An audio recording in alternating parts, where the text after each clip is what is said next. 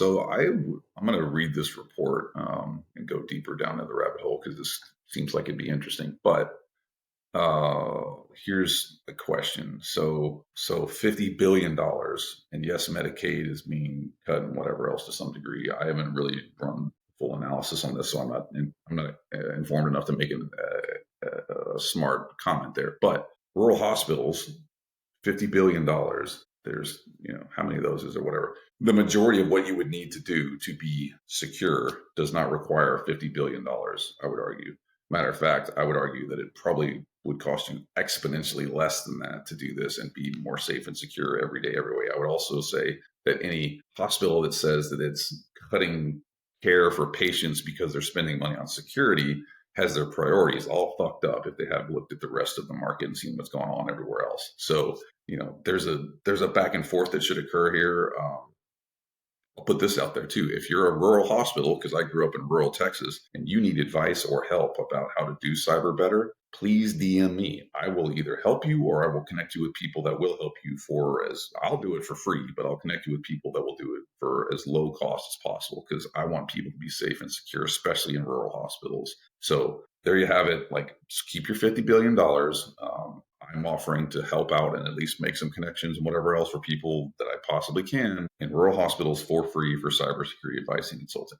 There you have it. Like, I don't give a shit about the money side of this thing. I'd rather people be safe and secure. So whatever value I provide, there you have it. A couple more here. So I'll download that report and do some analysis there. SEC, this is in Cybersecurity Dive, seeks SolarWinds settlement and reversal for agency. The decision by the commission, now under Republican control, could reshape the landscape of corporate accountability, and we need that. The SEC has reached a settlement with SolarWinds and the company's CISO, Timothy Brown, to resolve charges stemming from the Russian-backed cyber attack on the company's systems. The parties, quote, have reached a settlement in principle that would completely resolve this litigation, the SEC said in the filing last week, which I'm going to go look for the filing. Okay, there's the filing, and I'm going to download that because I want to read it. I love publicly available information. Isn't it a beautiful thing? Let me get back to the article because, I jump around and get more stuff. Blah, blah. And of course, there's cookies.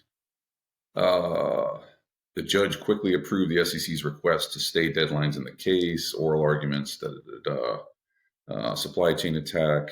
In October 2023, the SEC sued SolarWinds and Brown, arguing that they defrauded investors by overstating SolarWinds' cybersecurity practices and understating or failing to disclose known risks. A judge dismissed most of the original charges last year. They also charged 4 SolarWinds customers for allegedly misleading investors. It's unclear why the SEC chose to settle the SolarWinds case, and the agency spokesman declined to comment on its rationale. But when the then Democrat-led commission brought the charges, the 2 Republican appointees dissented, later criticizing the commission for playing Monday morning quarterback. You know what? Since we're on this thing, let's go look at the actual filing. Where was it at? Anyway, yeah, there it is, filing last week. Let's read what this says and zoom in because I'm blind. All right, this is case blah, blah, July 2nd. Honorable Paul A. Engelmeyer, Southern District of New York.